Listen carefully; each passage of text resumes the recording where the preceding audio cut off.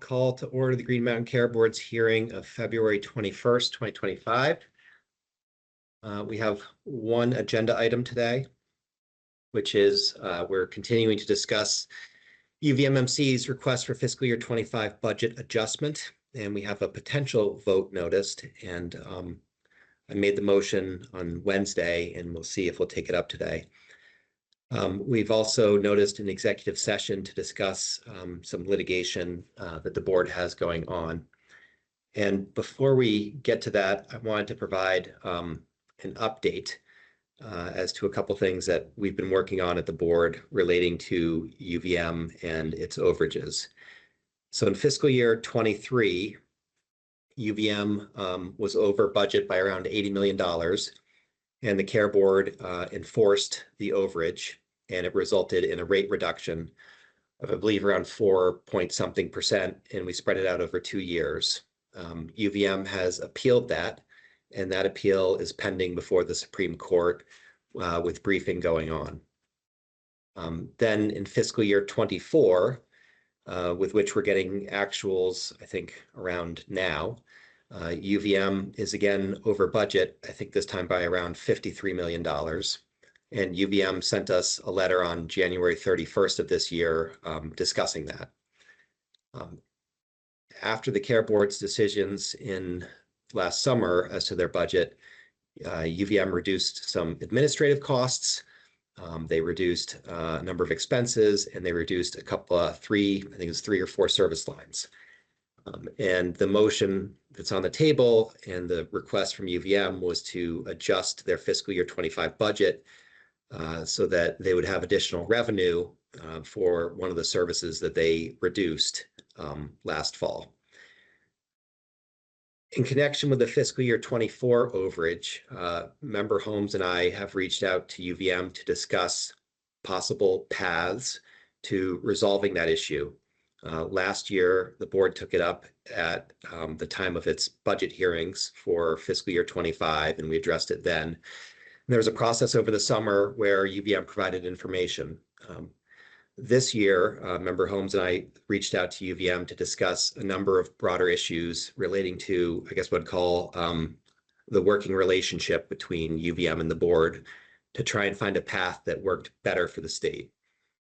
In connection with those discussions, Member Holmes and I have proposed and discussed things that we think would be beneficial in connection with the fiscal year 24 overage, and one of them being dealing with it sooner as opposed to later in the process in the summer. And a couple of the other topics that we've been discussing include using some of the financial overage to address some of the problems we have in the state. Other issues we have in the state, using some of the money from UVM to address other issues. Another component of it would be having an independent person who would assist UVM and the board at UVM in oversight and management operations and decisions. And another component is some rate reductions, and another component is a team of consultants. In our budget hearings and process, we've learned that UVM loses money on certain services and that its operating expenses have grown rather large and are difficult for the state to afford. And a lot of care in Chittenden County has been consolidated at UVM. They've taken on a lot of work, but it's very difficult for the state to afford the operations as they currently are.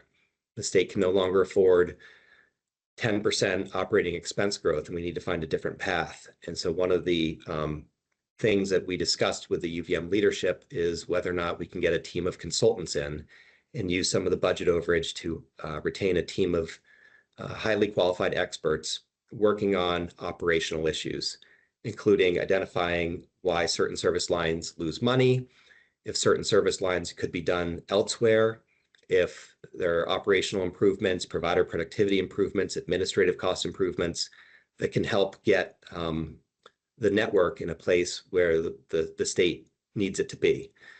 And so those discussions have been going on. Our board process is that we cannot have a discussion amongst 3 of us at any time on a regulatory issue. And so this has been something that Member Holmes and I, two board members, have been discussing. I view the UVM dialysis request as almost part and parcel of this broader discussion, but the broader discussion is very complicated and takes a long time.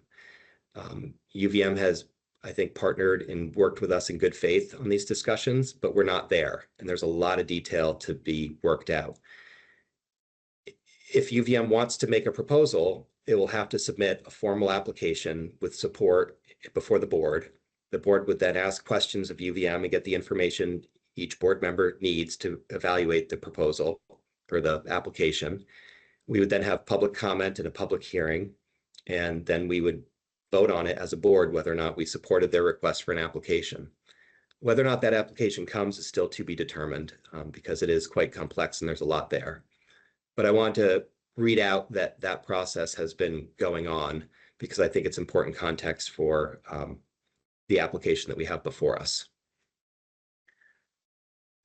Having said that, we do have litigation ongoing. I'll pause there in case there's any questions.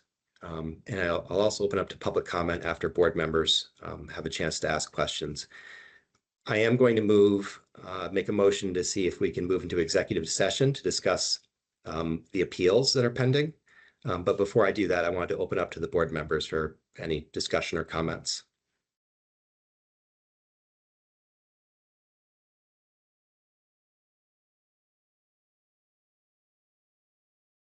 Do you have a sense of a timeline on this potential application from UVM and how it relates to the rest of the enforcement process if the application does not get submitted?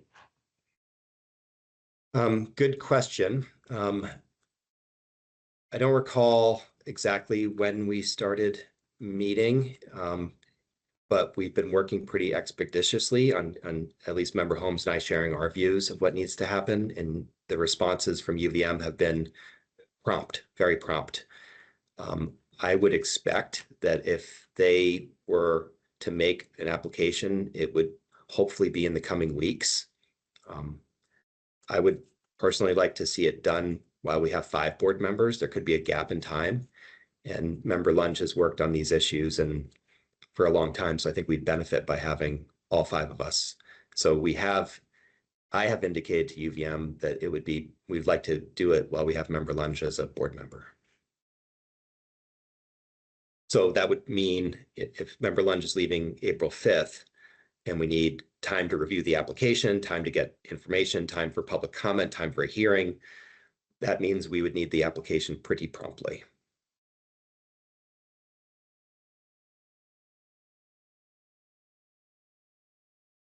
I would want to say within 2-3 weeks would probably be about what we need to see, maybe 4.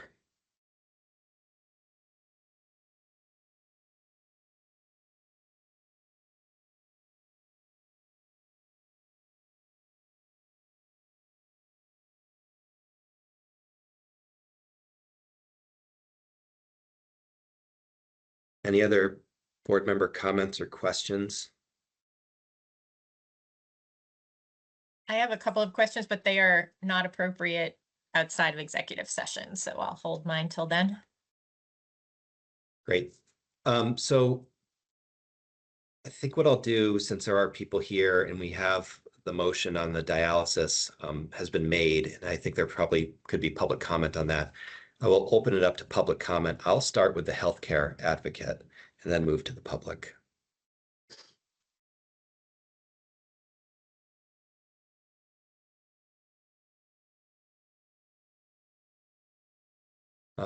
If there's any public comment, I don't hear anything from the healthcare advocate. You can just use the raise the hand function, and I'll call on folks in the order in which hands are raised.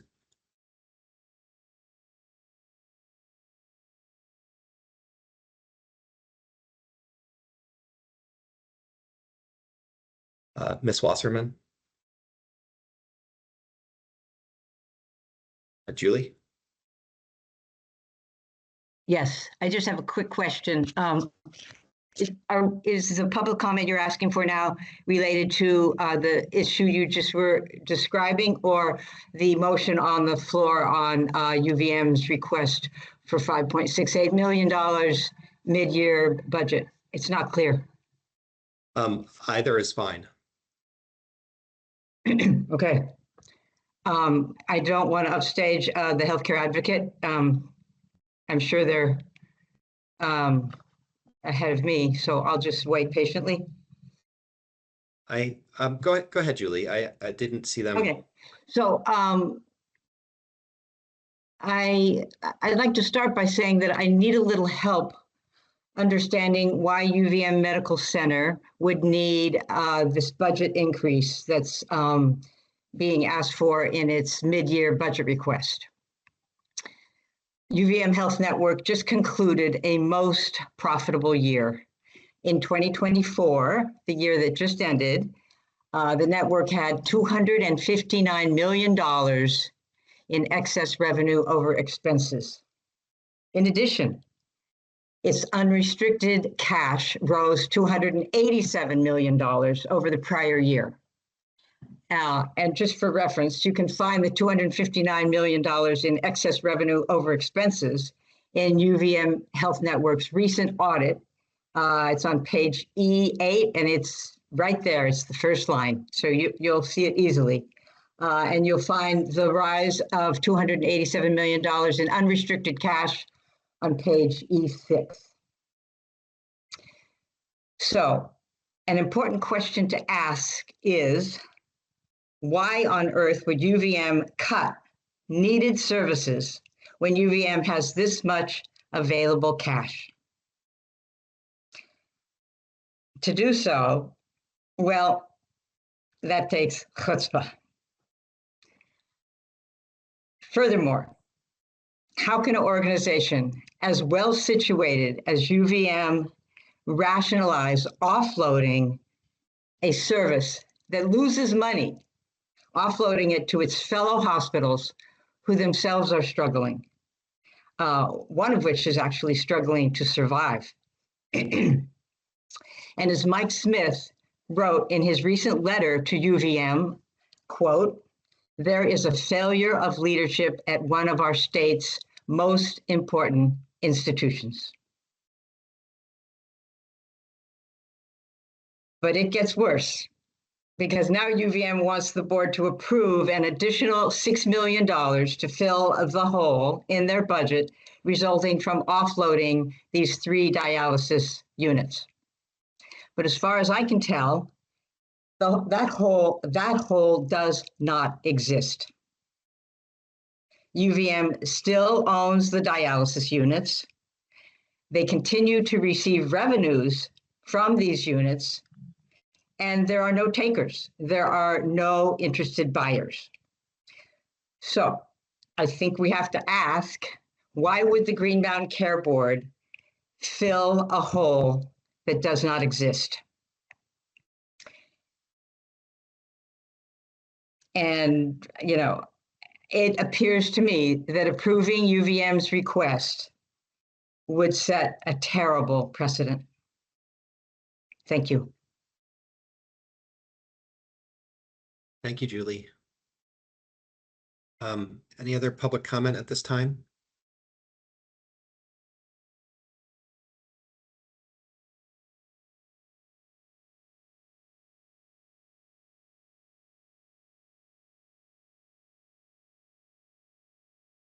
Okay, hearing none, I did want to discuss with the board members and our council the pending litigation and the appeals, which would be a privileged conversation. And so I therefore move to make a finding that premature general public knowledge of pending civil litigation to which the Green Mountain Care Board is a party and confidential attorney-client communications would clearly place the board at a substantial disadvantage. I'll second. All in favor of the motion, please say aye. Aye. Aye. Aye. Aye. The motion carries. I will make a second motion and move that we enter into executive session pursuant to 1 VSA 313A1E and F for the purpose of discussing pending civil litigation to which the Green Mountain Care Board is a party, and 2, seeking counsel from the Green Mountain Care Board's attorney staff. Attendance at the executive session will include the board members, counsel, and any necessary Green Mountain Care Board staff. Second? All those in favor say aye. Aye. Aye. Aye. Aye. And the motion is approved. So, I know there's people, public watching. I don't have a great estimate of how long we will be in executive session. My best guess would be maybe 45 minutes, which would take us right around 11. When we come out, I don't imagine we'll have much more discussion. We have a potential vote noticed. I may or may not take up the vote. So if people want to stay, I think we'll be back around 11. And thank you for folks that are attending. We'll take a break from this and come back and move into executive session now. All right, we'll resume our hearing of February 21st. The board had a privileged discussion in executive session about ongoing litigation and matters related to that.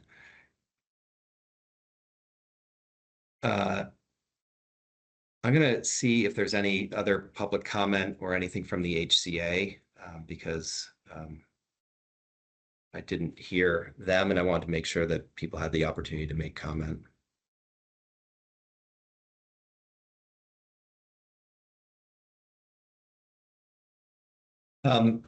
There's one other piece to this, which is the board has requested certain information from UVM relating to the application that's before the board.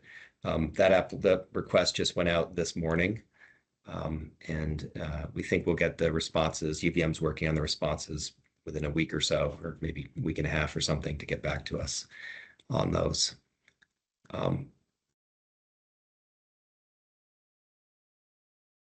We had a motion, and I don't know whether or not to take up the motion again. And I guess I'll open it up to whether or not any board members want to make a motion.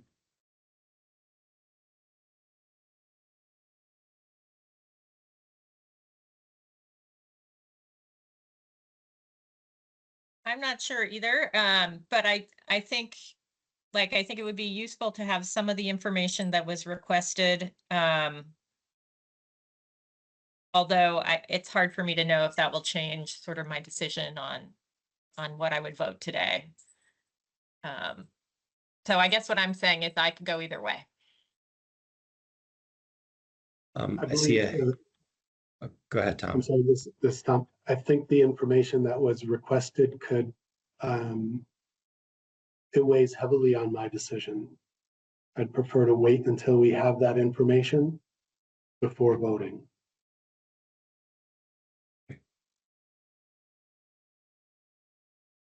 Any other board member thoughts on this point? I agree with Tom on that. I would like that information before voting. I see a hand raised, Ms. Keenan. Hi, yeah, thank you. So I just wanted to, as part of the public comment, if this timing is okay, to just share some thoughts. So I'm a social worker at the dialysis units, and I actually oversee the dialysis units across the state for UVM Medical Center. And I know many people have spoken to the importance of the dialysis services, and I know that the Green Mountain Care Board isn't necessarily in charge of which services are being cut and which are not. But I just wanted to speak to how important I think it is that in whatever way this goes, that dialysis remains not privatized.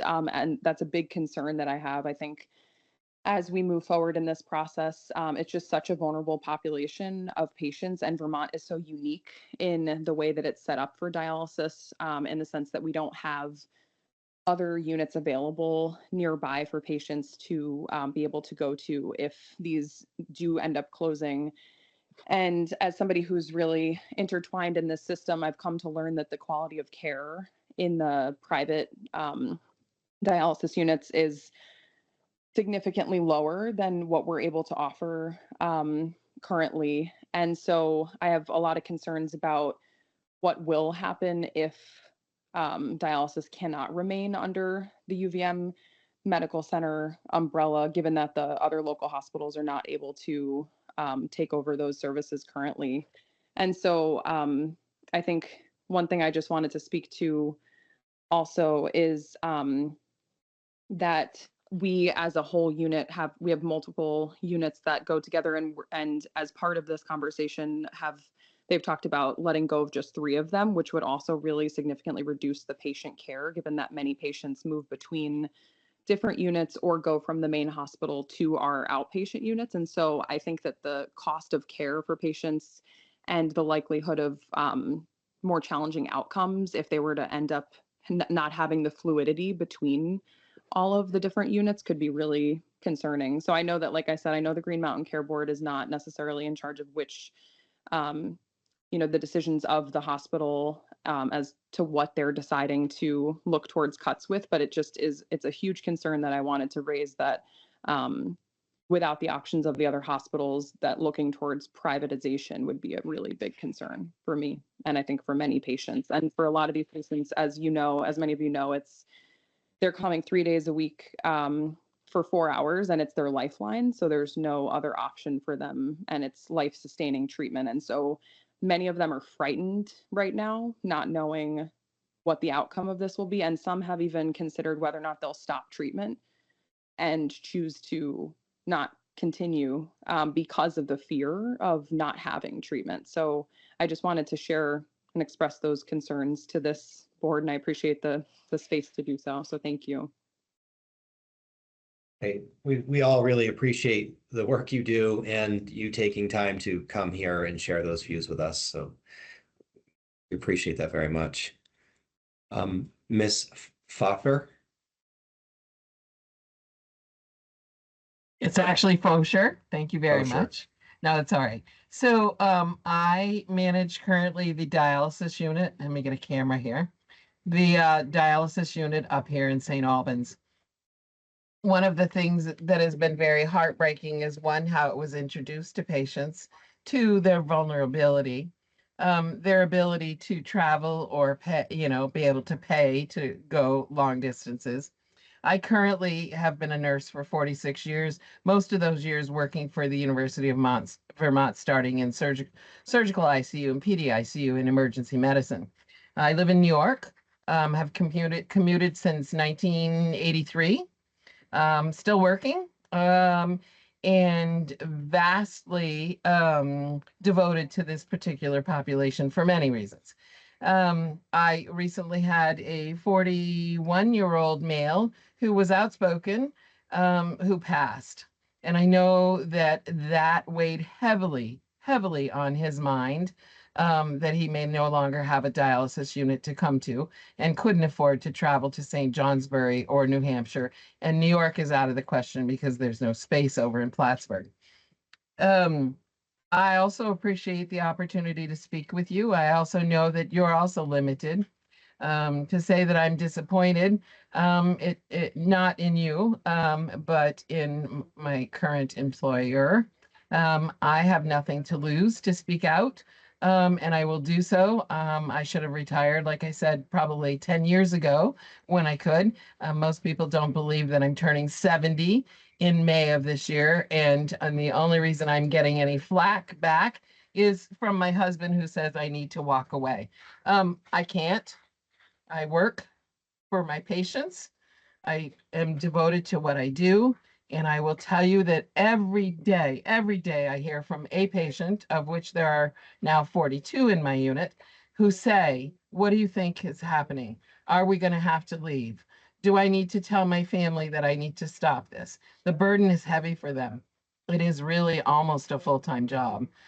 Coming here is a bit of a break for them socially, but life-sustaining is what it is. So whatever we can do to continue to fight this battle, we will.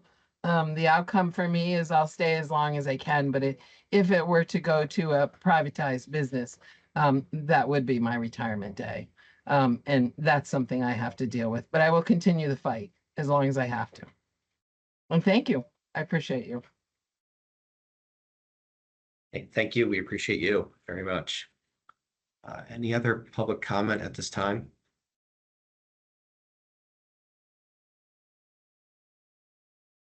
So this is really a sticky issue, and it's thorny because the care board, in my mind, made the right decisions based on the budget that was submitted. It is really unfortunate that a number of services were cut in response to what we thought were appropriate decisions, and I still think they're the right decisions. Our budget orders point to a number of things that we think could allow these services to continue and not have patients lose access to care or be put in the middle, so to speak. Board members, I think in the budget hearing, correctly pointed out that a small reduction in price allows you to keep a $5 million or $10 million service without cutting it. You can comply with a revenue budget order with a small reduction in price and cover $6 million or $10 million. You don't have to cut the service. You can reduce the price by a small amount. I think board members are also entirely correct that this is not the care board's responsibility. We're not CEOs, we're not CFOs, we're regulators keeping an eye on the whole system. And it's the responsibility of the hospital to comply with its mission of treating patients and its charitable mission. And sometimes that means you lose money on a service, and that's your job to manage that and take care of the community. So I don't view this in any way, shape, or form as the care board's consequence of the care board's decision. I don't agree with that. No one does. It's also an extremely slippery slope for the board to say you need to comply with a budget and reduce price, and then to go back and give more revenue when a sensitive service is cut. That's not what we're doing. You could do that forever. You could cut pediatrics next and then say, oh, come back and say, okay, give us some money because we cut something sensitive. You know, and I'm not just talking about UVM, like any hospital. That's a terrible way to regulate. It won't work because you could never actually do what needs to be done in terms of taking care of the broader system and ensuring affordability. So at the same time, I am going to move, and I really respect my co-members' views that this is not the right thing and not the right time. There's more information to get. I'm going to move because I think sometimes these patients are in limbo a little bit, and I want to give them knowledge that this will be okay. This does not set a precedent, and I don't know if we're going to get 3 votes, but this does not set a precedent. I'm not setting a precedent. We will not increase rate or revenue because a sensitive service was cut. Part of my reason I'm going to move, and it's hard to do that because I really respect my members' views on this, but I am aware of this larger discussion and this other discussion about fiscal year 24 overage, and I'm confident that we're going to be able to get to a good place on that. It's not there, it's more complicated, but I don't want these patients to be in limbo while that goes on. And that's why it's not a precedent to me, because there's this other part. And if UVM and the care board aren't able to resolve, or UVM doesn't make a solid, fair application for the fiscal year 24 problem, well, there's a $53 million overage that we will still be dealing with. And I think that this is a sign of good faith. So I'm going to make the motion. I'm going to see if there's 3 votes. And if there's not, then maybe we get more information, we take it up later. And I realize this is a hard one. Julia, could you pull up the language for me? Yeah, I think Matt's going to pull that up for you. And if you want to, if you have a different language this week from last week, if you want to withdraw your motion from last week first. Yeah. I will withdraw the motion that I made on Wednesday. And there's one other point I do think it's important to make, which is this isn't approving it for dialysis. This is any service line could have triggered the overage, right? It's not just dialysis. It's a total amount of money. It's been presented as dialysis, but we're actually just I'm just moving for an increase in the amount of revenue that UVM applied for. So I move to approve UVM MC's request for a budget adjustment to their fiscal year 25 budget to allow a total NPR of not more than $1,903,520,112, subject to UVM MC's continued staffing and operation of the dialysis clinics at Rutland, Northwestern, and North Country hospitals, and subject to the same other conditions and limitations as set forth in UVMMC's fiscal year 25 budget order. I'll second. All in favor of the motion, please say aye. Aye. We need to do a roll Aye. call. Oh, I'm sorry. Chair Foster. Yeah, I think we have to do a roll call. Yeah, sorry, Yeah, Mark, go my- ahead. My apologies all. So I'll just run through. Member Holmes, Aye. Member Lunge, Yes. Member Merman, So I want to wait till after the information comes back from the medical center. I don't feel ready to vote. So I would be abstaining. an abstention. Member Walsh No, and Chair Foster. Yes. Motion carries. All right. Chair Foster, could I just very quickly say something about why I supported it? I'll be quick. Yeah, please. So for me, there are two important parts. In addition to what you had said about the limbo for patients, which does weigh heavily on my mind, and the larger discussion around the larger settlement package. I think for me, having the motion include the requirement that dialysis continue, even though I agree with you fully that in my mind, what we're doing here is approving additional revenue in the NPR that doesn't need to be tied to dialysis. That is an important piece for me because I don't think there's another lever to require that service be continued. Another legal lever for the board to pull. And so I think by tying it to this approval, it ensures that that very essential service continues. I think perhaps this is an easier vote for me than for others. As others may know, I dissented from the enforcement amount. So this amount is more in line with what I would have voted for in the summer as well. So I just wanted to make those points. Thanks. Thank you. We are quite a bit over, and it's really hard to call for a motion when not everyone is ready for it, and I respect that, and I apologize to the board members that this was not as particularly easy one. So I will move to adjourn. Second. All those in favor say aye. Aye. Aye, and we're adjourned. Thank you.